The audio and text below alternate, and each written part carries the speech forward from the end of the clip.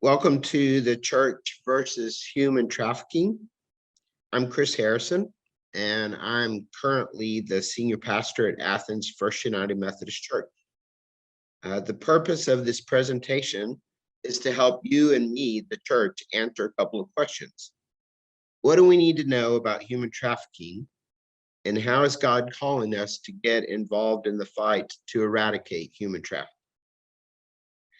This segment addresses the demand. Human trafficking is a supply and demand industry. And the demand, getting to the demand, is the root of getting to the problem. Our presenter is Joe Madison, who is with Demand Disruption as its director. If you're watching this on Facebook, you can leave comments there and we'll try to get to some of your questions at the end. But I know Joe has a full presentation for us today. Joe, let me pray, and then I'll get you to share your screen. Yes, please. God, today and every day, whenever this video is shown, help us as your church to hear your heart, hear about this sin that is rooted, unfortunately, within us, but that we are being called to rise up and to address. Help us to understand what it is that is driving this machine, what it is that is behind trafficking. Help use Joe's presentation and his words in ways that will lead our hearts and our minds to understand what next steps that we can take. And God, in the midst of it, help us to always have the hope that we can, with your grace and your strength, stop this evil practice that lives within us and around us, through Christ our Lord. Joe, thank you so much for being with us. Thank you, brother. I appreciate the opportunity. This is so important. We've got to understand the full timeline of how exploitation happens in our culture, and it doesn't stop at the church doors. So to have the courage to say, let's talk about this, church, and let's take action is nothing new to you. I know that firsthand. I'm extremely proud to see that you're wearing your Demand Disruption shirt. More on that in a little while as I go through the presentation, everyone. But just confirming, technology is not been my friend today, so that's fine. I'll restart it a couple times, but I think you can see my my presentation. Just confirming that, right, Chris? Correct. All right. Yeah, let's go through it. So as we look at our organization, Demand Disruption exists. Honestly, there's a calling that Debbie mentioned before, and many people on this event know what it is to be called, and we're called to fight sex trafficking in a different way. In fact, our whole mission is to address more proactively the demand. Who's buying? If no one's buying, then no one's being sold. So our mission statement is to fight sex trafficking through demand reduction strategies. And these demand reduction strategies focus on eliminating buyer motivation and reducing buyer access to the exploited. So that 1 and 2, it's always interesting when I say that to a group where I'm talking one-on-one with somebody and share our mission statement. Eliminating buyer motivation, we're going to talk about that, and reducing buyer access to the exploited. To do this, we ask 2 questions. The first one is, why would anybody want to buy another person? And the second is, why is it so easy and acceptable in our culture to do so? Now, when you follow up your mission statement with those 2 questions, you do get some blank stares, and you also get some other questions, but I'll elaborate on this just a little bit. Why would somebody want to buy another person? Well, what does it mean to buy another person? We're about to get into that. But the second one is, why is it so easy and acceptable to do so? Well, Joe, it's not acceptable to buy another person, even in our culture, as flawed as it is. We know that's true in many ways, but in other ways, we're going to find through our presentation that demand exists on a timeline, and that there are opportunities and access points on that timeline in multiple ways that contribute to the buying of other people. And that's where we truly have to dig in to understand demand and what we can do about it. And as a church, we have the community and communion that's already been established through relationships and our church gatherings, our community events, and through the Holy Spirit. So being able to come together and utilize ways to really further this message, but with the backdrop of those relationships, is a powerful thing. So I'm very excited today. So we're going to go pretty quickly, but yes, as Chris said, questions as we go through, please feel free to ask them. I'm going to make one adjustment here. And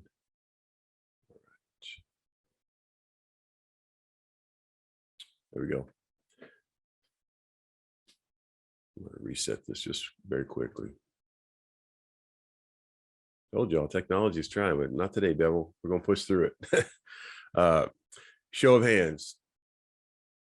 True or false? In our culture, you must give your consent before being exposed to pornography. I know that we're not in a room. I always ask us in a room, and I say, you must give your consent before being exposed. And almost never hands go up, because the truth of the matter is we understand that we live in a hypersexualized culture. This billboard is not just on the busiest street in this city or state or even nation. This is one of the busiest streets in the world.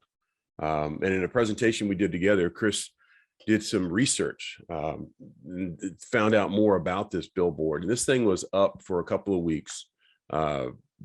There's a couple troubling things about this. If you count the stories there, each story being about 12 feet, just counting on down, you get to a pretty large billboard, probably getting close to 60, 70 feet in height and size. This is at the corner of 7th Avenue in New York City.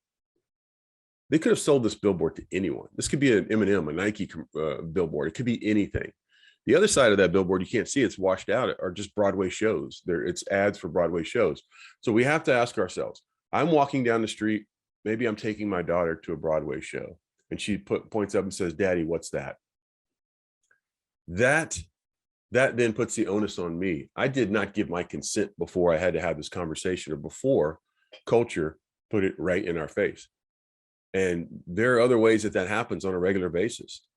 Our kids are gamers, or they still are, they're adults, but there's this thing called Twitch. If you're not familiar with it, it's simply a way to watch other people play games or watch videos of other people that have played games. I know if you're my age, you're wondering, why would somebody want to watch somebody play a video game? Well, one time I asked my son that, what are you doing watching somebody play a video game? You're not even playing? And he said, "Dad, you were on the couch for like 3 hours yesterday watching football. I didn't see you suit up." And I was like, yeah, that's a good point. So this is the new sports. This is viewed by millions, mostly young people and a lot of adults.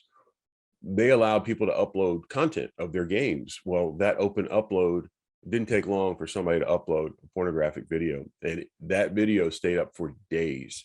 How many people were affected by that? How many people went for something as innocent as a video game, and then pornography was there? So another question I ask is show of hands. If anybody disagrees with this, please tell me. Let's stop right here and talk about it. Hypersexualized culture. Do we live in a hypersexualized culture? Yes, we do. I've never had anybody reject that. So as we look at that, this culture exists really on a timeline. So I established this timeline years ago because I kept having the same conversation with different people of different age groups. And it's centered around, what's this catalyst? Why is human trafficking such a problem? What are some of the things that contribute to that? And we believe that exploitation exists on a timeline, and that's true for demand and the vulnerable. The box to the left is titled demand, and then also vulnerable. In this case, although it's not always the case, the majority of the time that sex is sold, it's usually a man buying a woman. But as Debbie mentioned earlier, sadly, there's a fast growing demographic of children being exploited. We know that that's a horrific truth. But for the purposes of this, most of the time, it's demand and it's vulnerable. So we're reflecting the male as demand and vulnerable as the female. We have to look at this concurrently, not silos, not people who are buyers and then people who are exploited. No, they have to be shoulder to shoulder in these revelations, because that's how we take action that affects both sides. And the timeline at the bottom starts at 9 years old. The average age for first exposure to pornography is 9 years old. Two awful things about what I just said. One, the word average. You can't get to 9 without some very low numbers mixed in with some higher numbers. that average age is very disturbing. But I think as we go a little further and remember the human, the people, the viewer, and most of these young people, they're finding this on accident. They're not looking for it in this age group.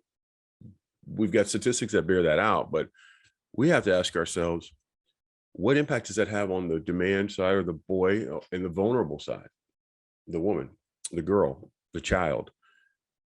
My biggest concern is this: they see this aggressive, violent behavior and they feel shame because they know they probably weren't supposed to see it. And it's something that I don't want to tell mommy and daddy because I'll get in trouble. And they are left to try to make sense of it.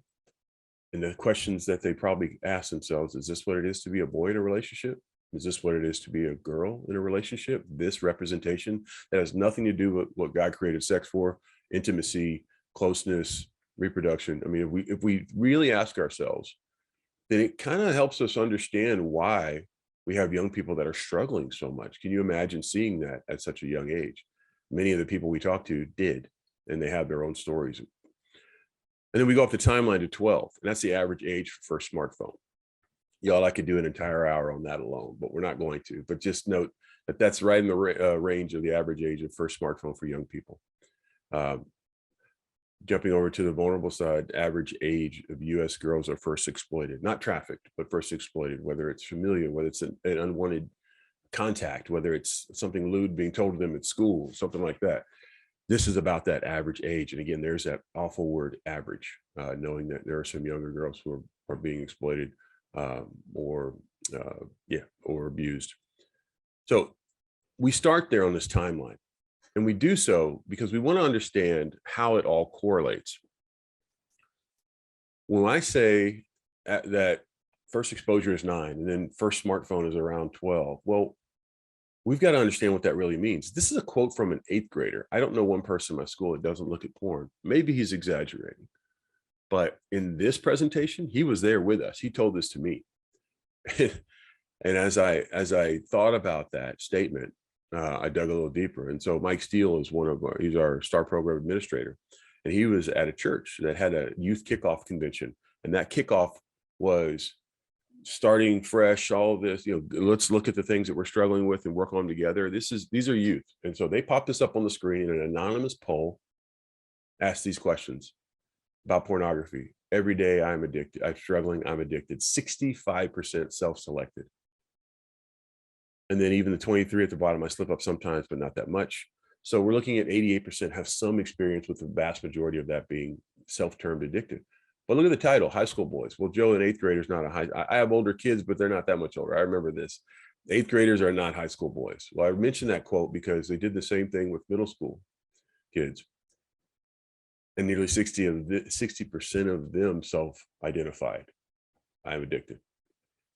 This is something that we have to understand on a grander scale. We have to realize that when this is such a saturated part of our culture, it's not a matter of what do I do if my kid is watching pornography. It is, what have I done to prepare myself to have the conversation about watching pornography?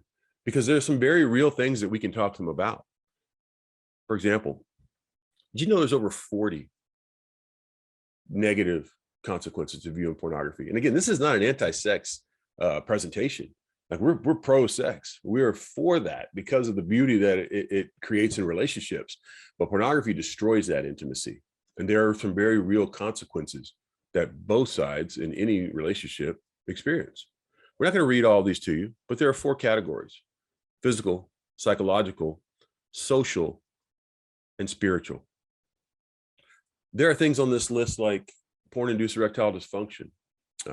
My body doesn't work the same way because my brain associates sex and intimacy with my phone or my computer, not a human being, not the person I love, not the person who relies on me for that intimacy, and vice versa, as it should be. Psychological, brain fog, increased aggression and violence. Social consequences. Did you know that college-age kids did a survey pretty recently, and this sad percentage of them noted that they are depressed. They have depression and anxiety, and a lot of that is tied to their porn consumption. That's pretty staggering to realize that, as we look at this, there are consequences that okay, were we the consumer or are we being consumed? Because here's the thing that bothers me the most about it is you are not an informed consumer if you're watching pornography. You don't realize so many aspects of what you're taking in and how that will affect you. If you buy a beer at the liquor store or whatever, you're going to see a warning label because you're about to take something in that's going to affect you at a physical, chemical level. And so you should have consent before you do so. It could harm you. Same thing with cigarettes, same thing with energy drinks. But you don't get that warning with pornography, which studies have shown it is as addictive as narcotics. So back to the timeline. We move up to 15. And so now what we just looked at bears out 90% of students are either watching porn regularly or are addicted occasionally. And then we bring along another parallel. If we were in a room full of courageous overcomers, people who have survived human trafficking, and we asked these girls, what age range were you trafficked? The largest segment of them, 35% of those 100, 35 of 100 would raise their hand for that 15 to 17-year-old window. That didn't just happen. Look at what's leading up to that. Look at other contributing factors. Now, everything that contributes to that is not going to be on this timeline. Obviously, there's fatherless homes, there's food insecurity, there's broken homes, there's other things that are part of this. But as we look at these trends, we've got to understand these people are coming to church every week, maybe they're not, but they're in our communities. They're in that kingdom territory. And so as we understand that, we start to get maybe a little more empathy and realize how we might be able to bridge this gap. You know, as we get to 18 in adulthood, all of a sudden I'm an adult because I had an 18th birthday. This is a rite of passage for many men, many young men, 18 years old. I'm away at school. I got a little money in my pocket. I can go to a strip club. There used to be 4 strip clubs in Houston that allowed 18-year-olds to come in. Now they'll stamp your hand because we can't have you drinking alcohol, but here, come on in and buy sex. That's that. When I say why is it so easy and acceptable in our culture to do so, I think that underscores that pretty well. The other thing I would say then is if we look at this, look at the titles. They change from demand and vulnerable to buyer and prostitute. We're seeing the commercial purchase play out in a strip club. 18 girls age out of the foster care system. As Debbie said before, that's not the foster care system's fault that they age out. But there are some very concerning trends when we talk to survivors. How many of them were in foster care? And how many of them were groomed as soon as they got out or during their time there? So when they did get out, they could be exploited. And finally, 21 years old, 21 and a half is about the average age of first purchase. I say this based on research, but I also say this based on hundreds of men that we've worked with in a program we created called the STAR program. These men are arrested, convicted, and they come to our program after that conviction for solicitation of prostitution. And so we gain a lot of first person knowledge on that. In fact, Chris Harrison contributed to that program immensely. In fact, he knows exactly what I'm saying. He's probably nodding as I'm talking about the stories these men tell. Y'all, they're not all predators. They're not all monsters. They're fathers. They are sons. They're brothers. They're husbands. And they oftentimes associate their decision to buy with something other than sex. And it many times is what culture tells them it is to be a man. So they still need to accept accountability and responsibility. There's no free passes in this program, but realizing what contributed to that is one of the most direct ways to make sure that person never buys again. We keep the survivor box empty because 1, that's not a story for us to tell, but 2, we've got good friends that call themselves overcomers. The first time I heard that term was a friend of mine, Kathy. She said, I'm not a survivor, I'm an overcomer. And she is. If you know her, she's a force of nature. And that's true for so many. But what's also true is many are a day away from recidivism, going back to this life. And so we leave that box blank. But as you can see, there's an escalation of severity, and going through that and then back to our hypersexualized culture. A hypersexualized culture has rampant pornography use, and porn equals demand. Because remember, Chris said I was going to talk about demand, and you might be wondering, where's the demand part come in? What does all this porn have to do with it? Porn is human trafficking's greatest commercial. Now, I'm not blaming human trafficking on porn solely, but I am telling you it is its greatest commercial. It is showing this aggressive, violent, uh, imbalanced relationship in sex and sexuality. And it's doing so in such a way that many men that we talk to say, yeah, that's where my decision to purchase started. So we go further. Demand equals a buyer of commercial sex. Well, Joe, you just said if I watch porn, I'm a sex buyer. I'm not paying for sex for someone. I'm not doing this. Let me unpack this a little bit. What is a buyer? Well, it is a purchaser. But Merriam-Webster's dictionary will also tell us it's a consumer, it's an end user, it's a user. Those last three, that did not indicate a transaction. That is a consumer. That's somebody who is creating demand. And so I ask groups usually when we're talking to them, well, okay, Joe, I don't pay for it. I don't pay for even pornography. I don't even swipe my credit card. It's free. I just watch it for free. I'm not giving them any money. Well, I asked the question, how much did you pay for your last Google search? And here's what I mean. Google is free to use. Okay. What is one of the most powerful organizations on this planet? Google. Why? Let's take a look at it. Google or porn? Answer to yourself. Talk to your computer. Accessed by billions around the world. Which is that? Google or porn? Has successfully monetized instant gratification. Which one of these two have done that?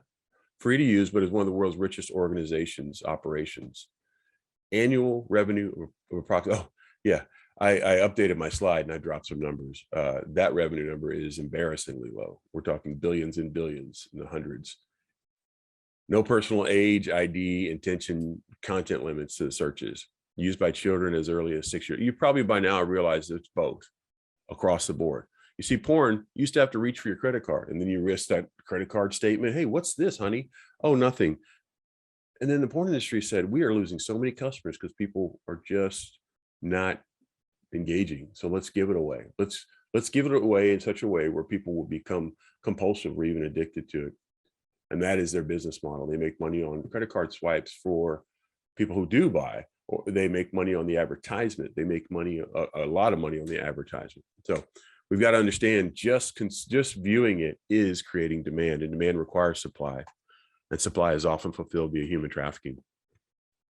Some of the outlets for that are street prostitution, women who are prostituted in illicit massage businesses, and then commercial exploitation. Usually I ask some checkpoint questions here, like, are we doing okay? Because I'm throwing a lot at you. But I have not forgotten our audience. The church has such a powerful influence with people who are struggling. And our churches, if they could become a workshop where somebody brings their broken things and our congregants knew it wasn't a courtroom to be judged, what could we accomplish in Jesus' name? So we go inside the sex buyer's mind. I created a presentation for it. We don't obviously have time for it today, but the reason I mention it is because we have dealt with hundreds of men at the point of arrest, literally in handcuffs, while police are reading them their rights. We're there. We're there to begin a conversation with them about what brought you here today. And that conversation extends to getting help. Oftentimes that help comes in the form of the extended STAR program. STAR is Sex Buyer Transformation and Restoration Program. We get to really dig in with these men, and we do it in such a way that helps them make some connections. So I created something called the escalation dynamic a while ago. And this wasn't my own, oh, let me just take this brilliance and put it in graphic form. No, I was sitting in my truck in my driveway about 30 minutes after a police operation. And I was recounting what just happened, God, what just went down. Because about an hour previous, I was standing there, I was finishing up talking to one man. He's getting handcuffs. I said, okay, we're gonna call you in a couple of days, check in on you and see if we can get some coffee and talk about this. Start that process of hopefully them accepting help to never buy again. So he gets in the van. Next guy walks up and I start talking to him. He's like, look, man, no disrespect. I heard what you told the other guy. I don't have a problem. I'm just a man who got caught. I'm just a single guy. There's nothing wrong with me. I did not know what to say to this guy. I honestly didn't. And so I think God gave me the words that came out of my mouth, and it was, I would never presume to judge you or tell you this, you have this problem, this is why you're broken, any of that. But can we just talk about what it's like to be a man in our culture? I mean, he wasn't going anywhere, right? The captive audience, literally. So he's in handcuffs.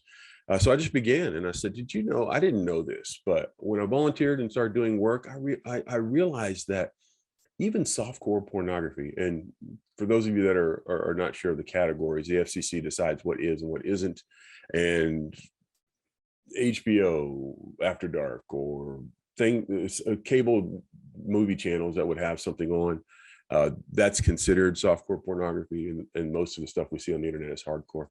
And I told them, even in softcore pornography, 80 to 90% of that content has some violence or degradation to women. Why do you think that is? And so I continue, and I said, the part of the brain that that controls aggression and responds to aggression and arousal is the same part of the brain. And so what I was telling him, that I found out through much research, and that I hope that you're hearing me today, is the reason pornography is so addictive and you can't just stop without help usually, is because they've designed the content that way to appeal to different parts of your brain, this compulsion. So the escalation, if I see a little bit of aggression and violence in softcore pornography, well, that stair step is invariably going to be much more aggressive and violent. And so for some men, the first two stair steps, okay, I've seen it, and that's enough. And I say men, women too, boys, girls. Don't let me just lock in because it's the relationship, the conversation I had with this man. This is true for so many. But sometimes that's just enough. But for others, okay, I've seen it, but I kind of want to engage in it. And so that's a webcam. That's not a pole vaulter. And the next one's not CPR. And the last one's not somebody ordering at Sonic. Sorry, our graphics are not, they need a little work. But so in this middle category, these two stair steps, webcams, I've gone from just me in a video, and now, because every time you click on a porn site or watch a page, there's going to be a webcam connection that you can click on, because now it's not you in a video, it's you in a person. But I'm not there. Like I'm not cheating. We're not actually physically touching. It's a stair step. And for many, that's an engagement level. Another level would be strip clubs. If you don't know this, I mentioned that we work with law enforcement, and we work with HPD Vice, which I believe is the best in the country or up there, well, with the challenges they have in our unique market. And Sergeant Tony Gracia said one time to me that, Joe, if somebody's in a strip club, there are five parts of organized crime going on in every one of them. That's oftentimes trafficking. It is prostitution. It's buying. It's underage drinking. It's gang activity. It's drugs, and all of that just is in every one of these. So as we think about this, we think about the threat of it. So I'm still talking to this guy, and I'm saying, all this is true about the engagement part of it. And for some people, engagement's not enough. Now they want to experience it. And that's that stair step. That's where he was, in handcuffs at the time. And the reason we go through this stair step with the men in our STAR program is because we have a question for them, and we ask, how many of these steps on the escalation dynamic did you personally experience? The average answer is 4 of the 6. Some people 6, some people 3, but 4 of the 6. It's all related. And when we understand that, then we understand there's components in our culture that lend to that. Porn is simply prostitution with a camera present. That's what Dr. Melissa Farley said, the preeminent expert on prostitution research.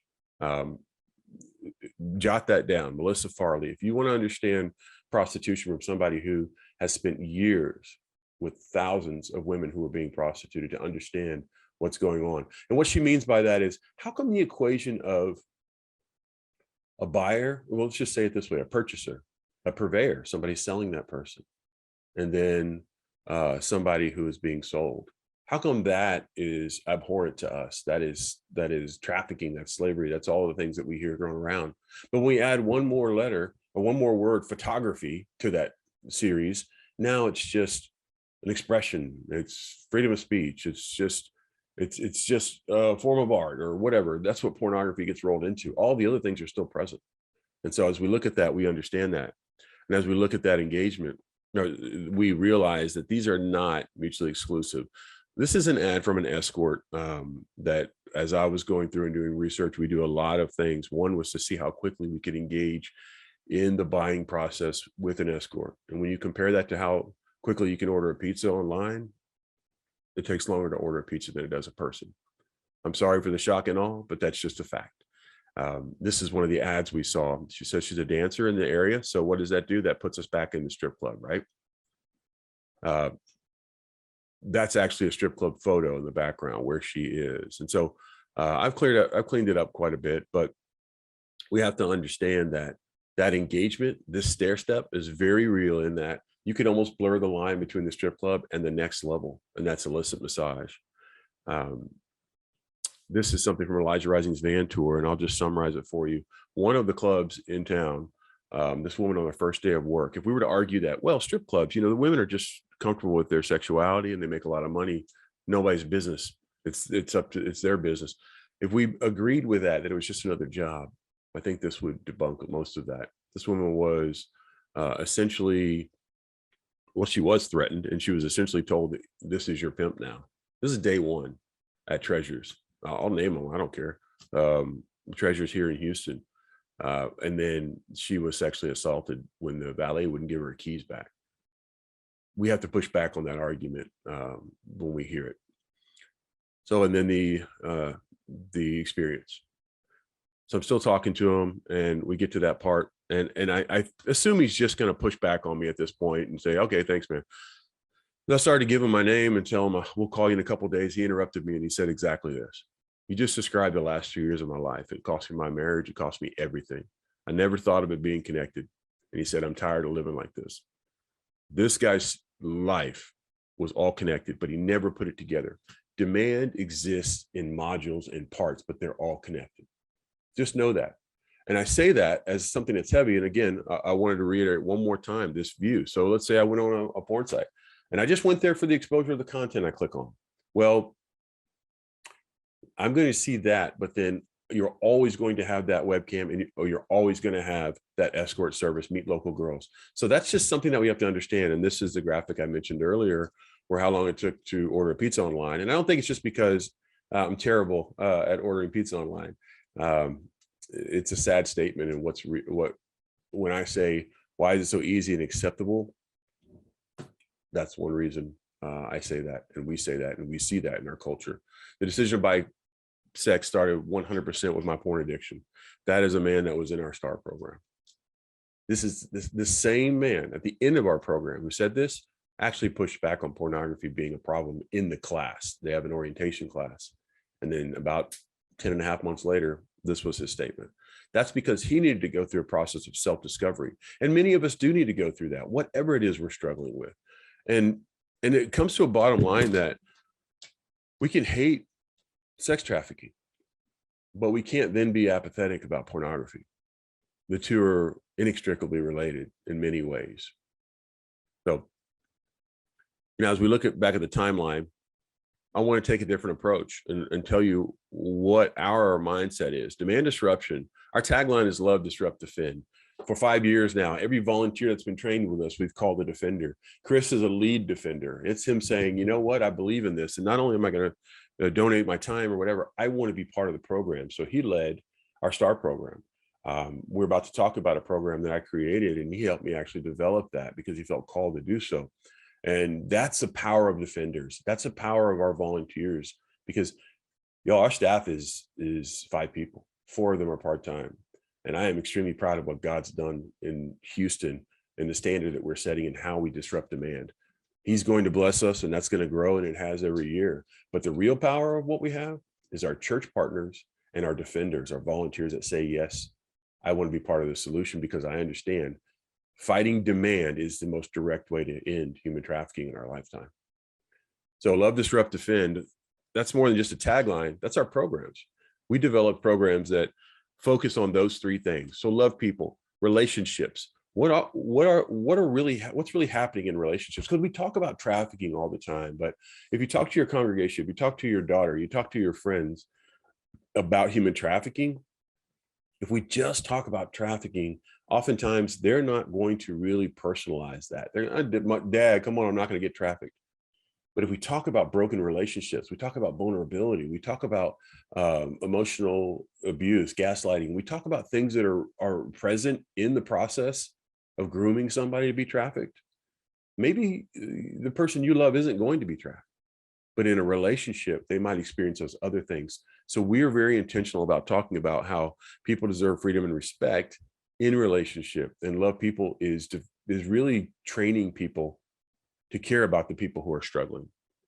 When we talk about disrupting demand, we realize, as we just talked about, exploitation is in a cycle and it's on a timeline, and we are going to disrupt that timeline. We're doing many things that we'll talk about in a second to do that. And finally, defend home. We must build communities of individuals that defend one another in love. Essentially, we have got to work with parents, not only to raise their kids in a hypersexualized culture, which has its own minefield of challenges, but we have to help those parents work through some of the struggles that we all face. You know, when Chris said, "Hey, I'm doing this church versus trafficking," I had no doubt he was going to, because honestly, I went through a little bit of a mourning period when Chris moved to Athens, because what I saw in him was a man in the church who said, we're going to face the difficult things and we're going to talk about this. And his impact led others to stand up. In our church that we love, Kingwood United Methodist Church. Beyond that, I saw a man who said, it's not just within the church walls, but there's a lot that we can do. So I created something called the Church Body Project about 2 years ago. And about a year ago, I think it was, and then formalized it over brisket, which most of our good conversations have happened with Chris and myself. I wanted him to speak into it, to give his perspective as a leader of the church. And we've developed, our organization has even further, and now Fong Marquez is our Church Body Project a facilitator, coordinator. She works with churches in the greater Houston area and beyond. And our focus is to not just go and tell the church, here's all the problems in our community. Okay, call us if you need something. We wanted to put a fine point on what the awareness part of it is, but the Church Body Project is about preparedness, equipping. And we can't do that unless we realize that the men in the church, the women in the church, they're either the damaged or the defenders. And then we're not admitting anything terrible in that regard. We just are acknowledging that some are struggling with an unwanted sexual behavior or some way that they want help. And that's the damage. The defenders are those that maybe we're not struggling with those, or we've overcome them, but we want to help those that are. That's the beauty of a congregation. Both exist, and both can really further and take back that kingdom territory and strengthen families. That's the whole purpose of the defender model. So when we accept that the men and women of the church are both the damaged and defenders, then we can eliminate the shame barrier and remember that we're forgiven in Jesus's name. I'm reminded of the Good Shepherd verse. It is something that, it's amazing how often this comes up in my life, whether we're talking about one thing or another, but look at the word. It doesn't tell you go do this. It says, I will seek the lost, and I will bring back the stray, and I will bind up the injured, and I will strengthen the weak, and the fat and the strong I will destroy. I will feed them in justice. It fires me up because it doesn't say, okay, well, go save people. It's go tell people, go come alongside them, and I will be there with you. You do the work, I will do the rest. That's the promise of the Good Shepherd. And it is a beautiful promise. When we remember that, we remember our identity is everything. I can't tell you how often I have a conversation with somebody and they're talking about a mistake they made or this or that. And I've got to get it to identity. What is your false idol? When you're struggling, you have internal struggle. What do you go to avoid that feeling of that internal struggle? For some people, it's sex or porn. For others, it's work, it's politics, it's money. How often have we seen even a Christian brother or sister rail against somebody else or take a position politically that is not honoring the love for your neighbor? We can disagree without hating each other. But when it becomes our identity, we protect that in a way that dwarfs what we would protect our identity as a believer. And so we create these false idols, these golden calves. And I want to bring you to another simple equation. Our identity plus our purpose equals our legacy. I believe that. I've seen that prove out. And that is the word that the Lord's given us for our organization this year. If my identity is wrapped up in one of those other things, then my purpose is going to be to defend that or further that in such a way that I'm going to leave a legacy. Even if you don't try to. Parents, we know this. We're always teaching. We're going to leave a legacy. And even if it's born of apathy or resentment or whatever, that legacy is going to exist. But when our identity is shored up and we're able to come to others who are willing to help us as we struggle, and we humble ourselves, we invite the Lord in, our identity changes. And then our purpose becomes something that's more absolute and purified. And then our legacy becomes a powerful one. I believe that that is exactly what the church can do. And so Chris and I were talking about, okay, how do we communicate this? And what we realize is there's 4 things. Inward. How do we inwardly focus on this? And it's about confronting struggles in ourselves and the families. And we do that through awareness and healthy change. You see, if a man is struggling, he can't lead his family. And if the family is not being led, it's struggling. And then the church struggles. But when that changes, when a man can lead his family, when a family can get healing, when a daughter or a son who's struggling with pornography can be open about it and know they'll be met with love and empathy, and then we get to work on eliminating that, the family flourishes. When the family flourishes, the church does. And when the church does, the community benefits. That's taking back kingdom territory. Outward, serving others. What's that look like? Well, it looks like collaboration and community intervention. Onward. So inward and outward, but onward, developing a resilient culture and training church leaders. This isn't Joe saying, here's what we're going to do to fix everything. This is Joe saying, here's some things we've discovered. And we've seen when it's employed with vulnerability and empathy and the love of Christ, it's a powerful tool. Can we teach you to do that, to fight trafficking in your own churches? And so raising up and training church leaders in this is equipping for that conversation that's going to happen in 3 months or 3 years. The person that didn't make it to the presentation or isn't on the live stream today, what do they do whenever they're struggling? Well, when a church is equipped, they rely on their relationships within that church. And then upward, always honor and glorifying. And we do that through faith and works. So very quickly, I'm just going to take us through a few things. So this spoke to me. We'll never bring the kingdom by simply seeking to save an adult generation. We must give God a chance at the children, or the cause of righteousness is going to be defeated. But if we save the child, we must surely save the world.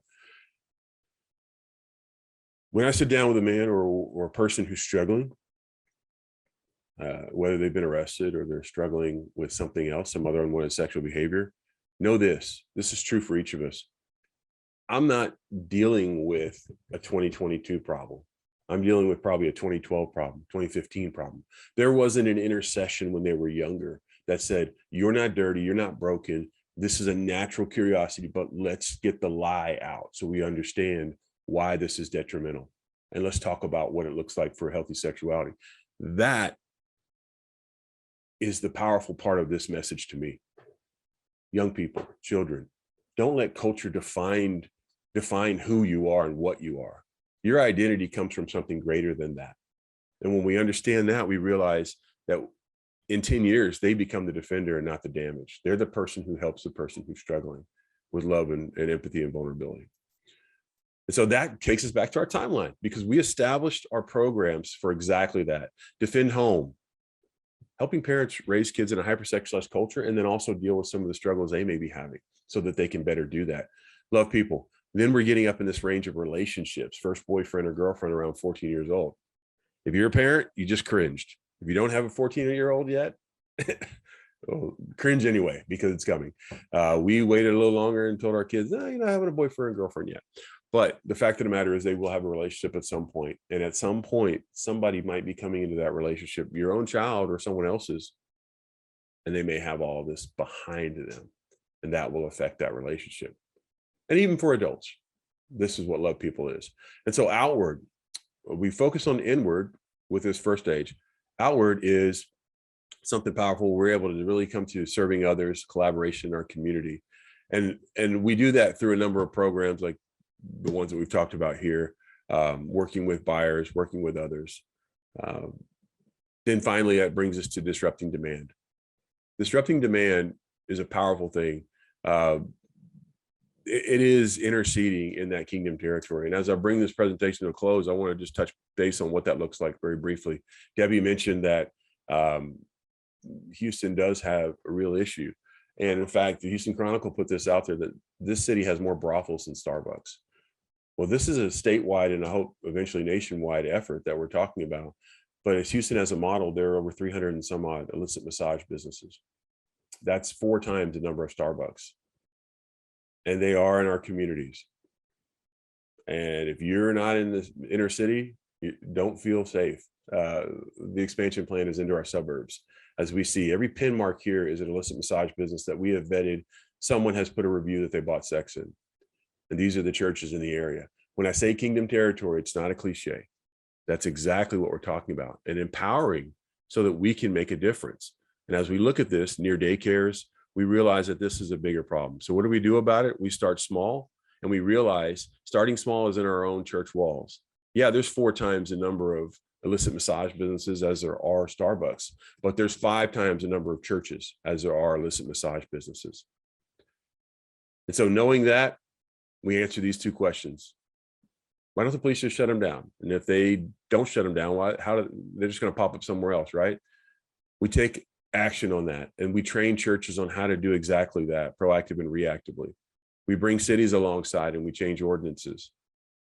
This is a list of how we can do that. We're up to 10 now. We expect to be at 25 by the end of the year. Churches can shut down brothels safely without ever setting foot in there. We can change these realities in our community, and we can do that in such a way where we develop this resilient culture. One of the last quotes I have is from C.S. Lewis. He talks about little Christs. He said, if churches aren't creating little Christs, then all the clergy, missions, and sermons are simply a waste of time. And I think that's the purpose of today. Let's talk about how we create little Christs in our community and how the church can do that. There are nonprofits and organizations that want to help with that. And so as we look at that, we have plans to do so. This is one we did with the church, but more than that, it's about honoring and glorifying and realizing that there is hope in the work that we're doing. And whatever we do in word or deed, do everything in the name of the Lord Jesus and giving thanks to the Father through him. We do the work and he does the rest. I am extremely grateful to have taken some time today, and probably a little too much time, but honored to get to talk about this as an extension of what one man is doing to bring awareness to other churches. And some of these churches are just already doing great work, and we just need to come alongside and partner together. So thank you for your time today.